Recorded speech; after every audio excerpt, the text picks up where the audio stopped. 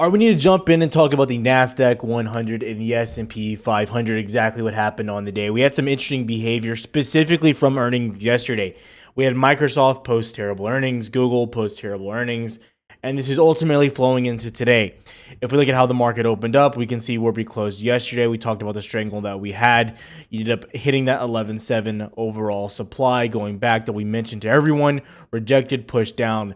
From this level, what happened? We started seeing buyers showing up and pushing us back to that level. We're talking about exactly what happened, how we're reacting here, and what we see going forward, specifically on the market. Before I go any further, I have to ask you to consider doing two things: liking and subscribing. Every day I make videos for you, so you are prepared and you are ready to trade. Let's get to it. Now, we're going to talk about specifically where we're at and how we're moving, and I want to talk about where exactly you're kind of bouncing right now. I just want to use on longer term charts. I like to use TrendSpider because it's so clean.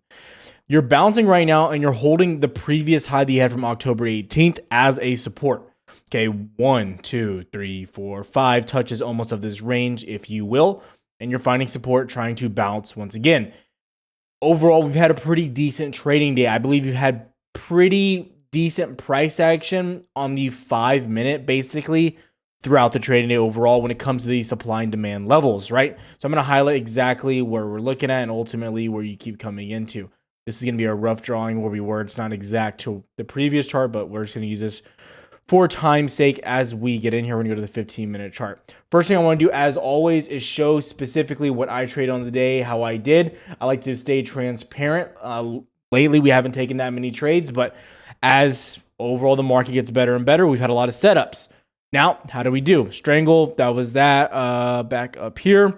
I ended up taking a little bit of a loss here, just how I played this. I should have cut the calls last night in the after hours. That was my own fault. And then I just ended up getting out of those. Qs, we made money there. But then I use a good example here of how overall your wins have got to outweigh your losses, right? So a win is over double what you're getting on a loser here. This is just simple risk to reward. So Apple did very well. We had Q.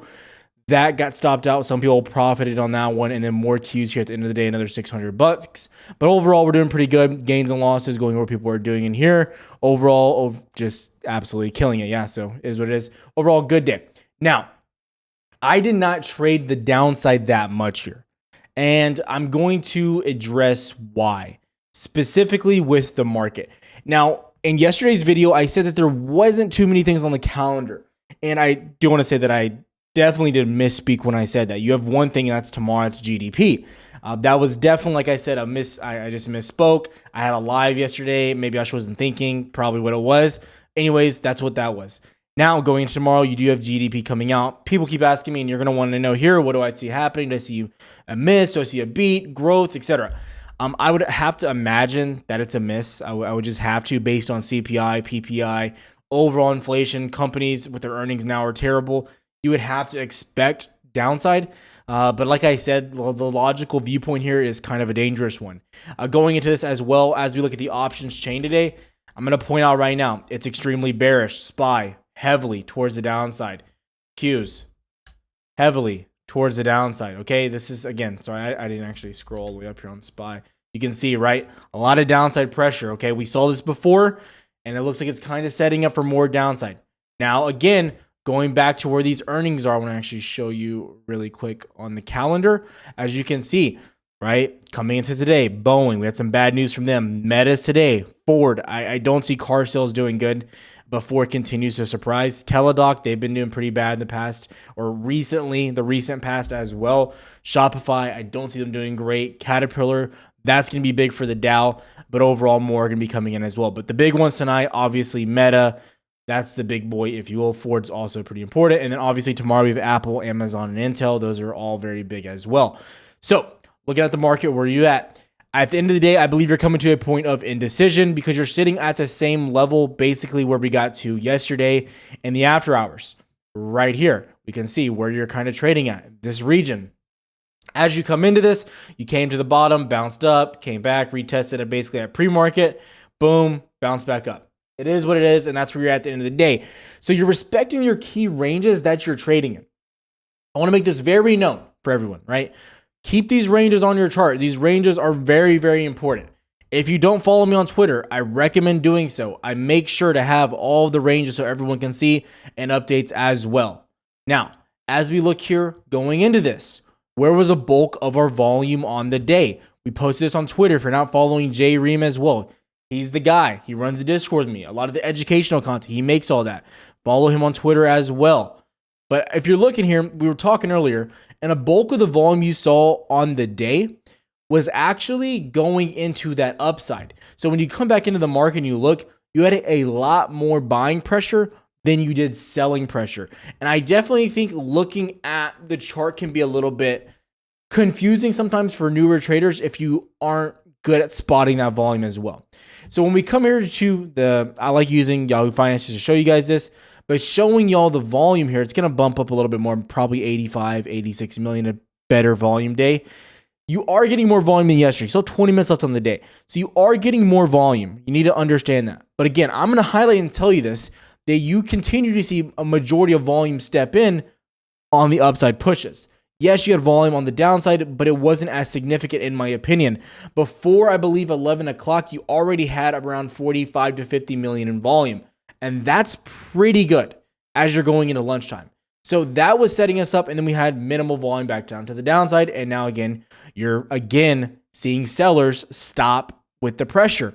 And this is really what we were seeing. If we zoom back out, people, I want y'all to really remember where we were back here, right? Remember when we were pushing down, making these lows, making new lows here? This is what we were seeing. We would see a push down, sellers would get exhausted, you would pop up, push down, etc., back and forth. We're seeing this on like smaller time frames now. So going into tomorrow, I think we have a lot of things to be looking at. And I believe the downside is what we got to be watching for specifically into next week. I'm going to show you exactly what I'm watching for as well. I do believe we're going to see a break of this level most likely this week, this 11.4. Once you break below this, I think it's almost guaranteed the next level you will be testing. I'm going to come out to the 4 hours so you can see. It's going to be this key level right here, your previous lows from June. That's the key level that I want to see tested. And I believe it will be tested again, like I said, shortly this week, maybe beginning of next week. I'm definitely seeing a retest coming of this area. It's also important as we realize as the moves we've been making, right? Even though I've been trading a lot of calls lately, like the past 3 days, a lot of calls in the scalps, right? That's just where we're getting the strongest pressure, in my opinion. As you can see, the strongest pressure straight up. Again, you're seeing some straight down pressure here as well in the after hours. But that's what we're looking at here. But I want to highlight when you're going into this, even though the short-term 15-minute, 1 hour chart is to the upside, I want to highlight when you go, right? And I keep saying this if you've been here on the channel, your overall trend's obviously still bearish, and it looks shockingly similar to some of these bounces that you've had here in the past. So, going into GDP, going into Meta, tonight we have big news. You may see a little bit of after-hours movement here, right, from Meta, but you need to remember, early in the morning, right before open, I actually believe 7:30 a.m. here is going to be, so 8:30 Eastern, 7:30 Central for me, an hour before market open, we're going to see that information on GDP. And I think, and I do believe this will affect the market movement. It's important to know that China's GDP to beat, but it's kind of hard to take that into account when you know they're a communist country and they just straight up manipulate everything. But as we look at this, I do see downside potential. What I'd be looking for is a break and then a retest for entries and then ultimately pushing back down towards that 11.7, 11.06 range, 11.07, 11.06, right? People wanted to see SPY as well. Now, SPY, a little bit interesting as well. This was our key level that I've been watching right here, kind of your previous lows. If you look at SPY, look at where you're holding. It's this level. You have a few wicks, but ultimately you're trying to hold above this range. So if we look at the charts just without news, in my opinion, what the charts are telling me without news is you're still short-term bullish. With news, it's the coin flip. That's where you kind of have to take a little bit of a gamble. I'm not holding. Before I go any further, I want to give a special shout out to Hanka Trade. This is who I am currently using when I'm trading futures in the after hours or anything like that. You already know where I do my Bitcoin trading, and now this is where I do my future trading using Bitcoin as well. You can trade the NAS and the SPX basically 24/5 using their platform. And when you're looking at account types to be using, the one I'm using is going to be the ECN Plus. I'll explain why, because I'm going to be doing a $1,000 challenge here on the channel, as as well as most likely the new channel as well. So you can follow me along using the platform, learn how to use it as well if you're interested in using anything like this. And just so you know, they are also running a bonus, giving you 100% deposit bonus on whatever you're using. You can always withdraw your initial deposit, but you need to look at the actual rules for depositing the 100% bonus when you are trading it, because there's certain rules that apply as well. But they have a lot of promotions going on, so I would definitely be checking them out right now, because this is how you can trade some of the futures that I'm talking about here in the video. Any plays overnight, again, I've been making my money during the day. I've had a few trades to hold overnight, but as of today, I'm not holding anything. I'd rather just come into the market tomorrow, play it like I see it as we come in there. But when you're looking at this, these key levels, again, you keep trying to make higher lows across the board. And on SPY, ES, and Dow, you did make higher highs on the day. I want y'all to realize that. NQ on the Nasdaq, you did not. ES and Dow, you did. Okay, so make sure you realize that as well. So you still look decent on those indexes. And by all means, if you look at it from a technical viewpoint, you have to still be short-term bullish because you're not even breaking the higher lows as well. So make sure you know that, make sure you understand what's happening there and everything in between so you are prepared here as well. Again, you can see that previous supply level right here. And again, you're still above that area, still holding it, not even retesting it yet. So going into tomorrow, I have to just, again, try to sit on my hands and take the action you get tomorrow. Day trading has been where it's at. Overnight trades, in my opinion, are just a little bit skeptical. But overall, you know, we take what we can get. I'm not going to be doing any specific stock rundowns right now. I do want to let you guys know I'm probably going to start making videos for the morning, like pre-market videos as well. So I'll have the recaps at the end of the day and then a pre-market video getting you ready for the day. Again, I want to try to make more content for everyone, and I'll try to do it as long as I can as my schedule allows me to. So I want everyone to be aware of that. Big things as well coming in here. The VIX. Overall, the VIX still making more downside, which again points to the possibility of more upside on the market. Because if we come back here on VIX, I want to highlight the level that we're watching here. You're coming back into it, but you're not there yet. I'm more interested in this key $24 region, 25 to 24. That's where I want to see us get back into. Although, again, I will say this 27 to 25 range that we saw previously on this last move we had was significant as well. So you are still there. You can't really rule anything out. As well as bonds and yields, as you can see on the right-hand side. Looking at these 10 years, 30 years, you're still above 4%. Okay, I want to highlight that. You did come and test basically the lows of 4, but you're still mounting, holding this. This shows a lot of concern on the U.S. economy. They should not be this high. This is bad overall.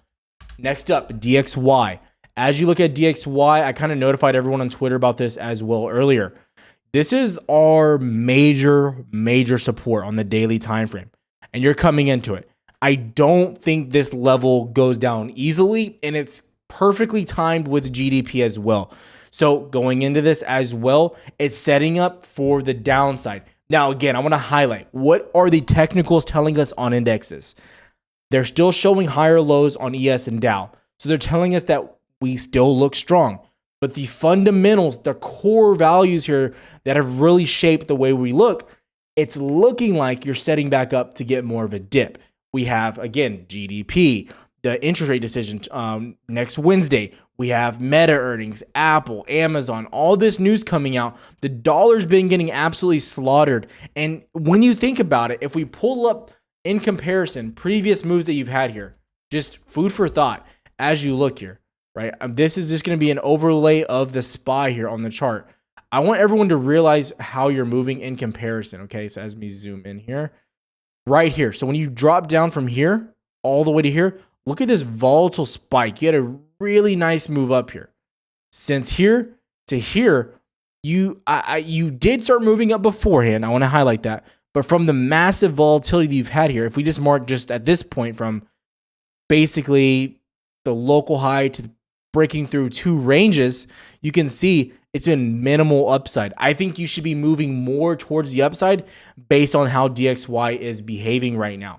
So I do think that is a bearish sign as well. The fact that the market isn't running more and the fact that the VIX isn't getting hit as hard either. These are major concerns for me personally as we go into Bookmap as well. This is one of the big things you have to look at as well. Now, Bookmap, I take it as a grain of salt. This is just a heat map of the overall market, of where we're acting. And then I love looking at the hidden order book with the dark pool, everything like that. Now, beginning of the day, clear upside, right? This is where we were trading all to the upside. We had a huge sell wall right here. And as soon as we hit this right to the T, almost at 3,900, look what I told Discord. I came right in here. I exited all my calls, got out of almost everything. I said at 1046, big wall right now on ES 3,900. Didn't even want to play it. Boom, you hit that level. What happened here? DXY, you came right down to support, almost there right now. And that's when you started to see the dip on the market, right? So I want people to understand where you're at. The only thing we didn't get was increased volume, which is something that I would have wanted to see for entries. But looking at this, you're still seeing all the writings on the wall. Now, the interesting thing here is that you were getting dark pool buying long orders on ES futures. Now, we saw a little bit of upside after this, but ultimately you've still been continuing to the downside. This behavior here is very interesting. Remember yesterday we talked about the selling that was happening here, and the day before that. You're not seeing that right now. You're seeing a lot of buying. So maybe people are being a little bit too bullish here, specifically with futures. But again, it's important that we go back to our base and look at what's happening with options and where these are being bought. These are heavily being bought for January 20th. That's where you're seeing a lot of these new puts coming in. Remember, it was October, then it was December. Now big money's moving to January. And that's where we have to start putting our focus on these contracts. Looking at Qs, what's happening exactly here as we jump in. Look, same thing, January and December. They're getting some data on those. I like December's a lot. A little bit more profit potential, but overall, that's what I'm looking at here on the market. Again, no specific stocks. Maybe in the morning we'll have something dropping for you guys, but overall, that's what I'm looking at here. A lot of question marks, but in my opinion, you are setting up for a downside very soon. Until we get that downside, I have to trade what the market gives me, and I'll continue to keep everyone updated on Twitter as well. If you have those comments, please comment down below. I will try to keep you updated. A quick recap though, so everyone knows what we were looking at. 1, Tesla went straight to 230. We mentioned that yesterday. What about Netflix? Look where Netflix went. Went above 300. Mentioned this as well yesterday. Went to 304, 305. Microsoft absolutely tanked from earnings. Tough to see. But remember, you hit 250. That was the overall target. Disney posted this on Twitter as well. Right to the T. Look, again, I'm not lying to you. I try to keep, if I ever lie to you, please call me out here. But right, I've been keeping everyone updated right to our level, almost to 108. Again, so make sure you're following on Twitter if you want to get these updates, because I may not be able to post them here yet. I try to keep them posted on Twitter at all times as new ideas come to me and as I'm looking at the markets. I'll see you tomorrow.